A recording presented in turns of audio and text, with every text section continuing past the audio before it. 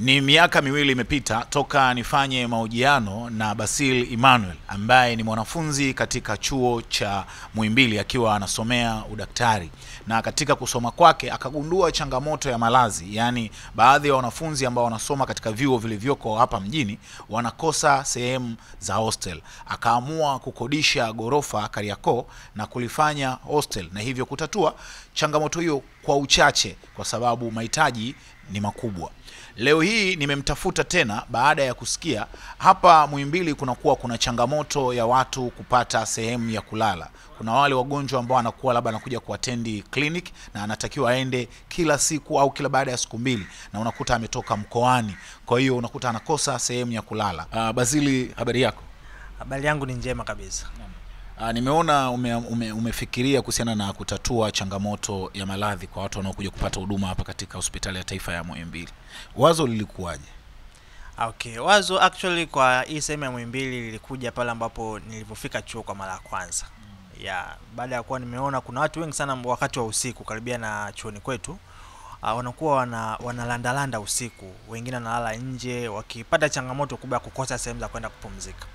Na hii wazo la kutafuta sehemu hii lilinijia mwanzo kabisa baada ya kuwa nimezungumza na ndugu mmoja ambaye nilikutana naye pale Muhimbili kipindi mimi nipo nasoma. Akawa ameniuliza sehemu ya karibu ya kuweza kupumzika.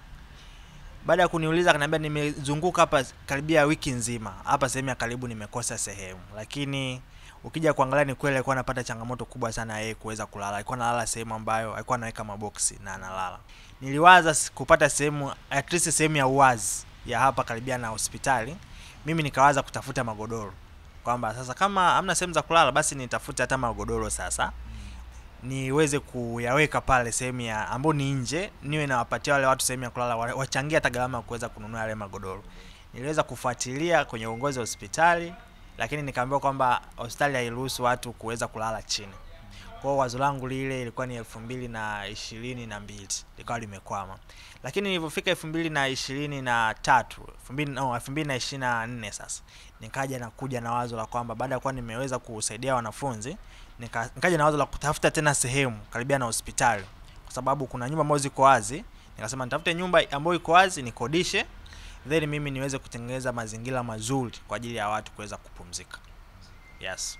Na huyo ambaye ulikuwa mkutana naye alikuwa ni mgonjwa au alikuwa ni Okay, yule ambaye nilikutana naye alikuwa ni ndugu wa mgonjwa.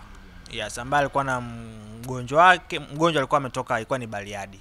Yes. Okay. Na hii sehemu ambayo umeiweka hapa ni wanalala watu wa aina gani?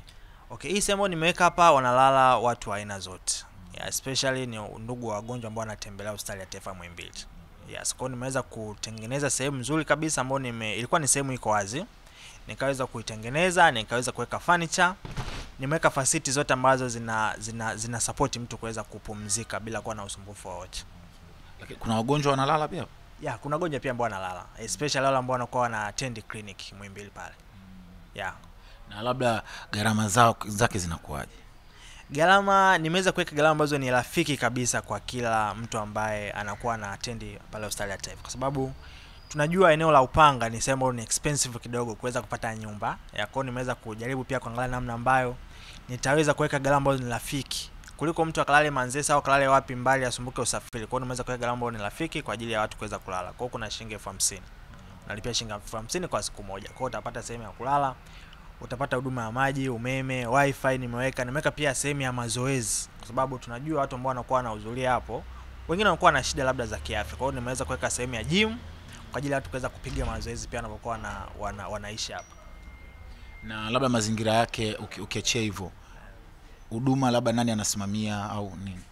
Okay, huduma kuna mtu ambaye nimeajiri watu ambao wanasimamia. Kwa hiyo mimi nilichofanya nimewekeza tu, lakini kuna watu ambao wanasimamia. Yes. Okay. Na ina uwezo kuchukua watu wangapi? Okay, hapa nyumba sio kubwa sana, ina vyumba 8. Na kuna vyumba ambavyo vinachukua watu wawili na kingine inachukua mtu mmoja. Kwa hiyo nikisema vyumba vyote vimejaa hapa nachukua watu 14. Watu 14 tu. Na ukiangalia uhitaji ukoje? Kusema kweli uhitaji ni mkubwa sana. Kwa sababu kwa hapa Upanga nilivyojibu kufuatia hata kipindi cha nyuma hakuna sehemu ya watu kuweza kulala. Hamna lodge wala hamna hoteli hapa Upanga. Kwa hiyo uhitaji bado ni mkubwa. Hii sehemu ambayo nimewekeza hapa bado haitoshi.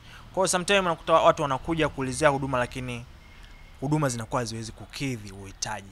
Kwa hiyo uhitaji ni mkubwa sana, na kama utaweza kuona pale kuna mlundikano mkubwa sana watu kuweza kutafuta usafiri tu jioni. Kwa hiyo jumuiya ya Muhimbili inapokea watu wengi sana kwa siku. Okay, labda ukiangalia uhitaji ukoje wa watu kuhitaji sehemu ya malazi, au ukiangalia kama wewe hivyo ni umetatua changamoto yote? Mimi hapa nimeweza kutatua changamoto, lakini bado ni kwa udogo sana. Na kwa sababu hii ni kulinganisha na uhitaji wa huduma kwa kutokana na mazingira ambavyo yapo kwa hapa Muhimbili. Hivyo naweza kusema kwamba nimeweza kutatua kwa kiwango kidogo, lakini uhitaji ni mkubwa sana, kwa sababu hospitali ya taifa Muhimbili ni hospitali ambayo inapokea wageni wengi sana kwa kila siku kutoka sehemu mbalimbali za nchi. Kwa sababu kuna watu ambao wanakuja kwa mara kwanza Dar es Salaam, lakini hawajui sehemu ya kuweza kufikia kwa ajili ya kuweza kupumzika. Hivyo uhitaji bado ni mkubwa sana, na mimi ningetamani kuweza kutoa wito kwa watu ambao wanapenda kusaidia, aidha ni wafanyabiashara wanapenda kusaidia, kwamba waje wawekeze pia katika hii kuweza kutatua hii changamoto. Lakini pia ombi langu kubwa kabisa ni kwa serikali chini ya Rais Samia Suluhu Hassan. Ningependa mimi kama kijana ambaye nimeona na ninatatua kwa kusaidia wananchi niweze kuwezeshwa, ili niweze kusaidia wananchi wengi zaidi. Kama nimeweza kusaidia watu 14 kwa siku, kwa mwezi naweza kuona ni watu wangapi? Hivyo ni watu, lakini bado ninaamini ninaweza kusaidia watu wengi zaidi, kwa sababu nina experience ya kufanya hii kitu, kwa sababu sio mara ya kwanza, na karibia miaka 2. Na kuna sehemu nyingi ambazo ninaweza kuzifanya hivi na kuweza kufikia watu wengi zaidi. Asante sana. Asante sana.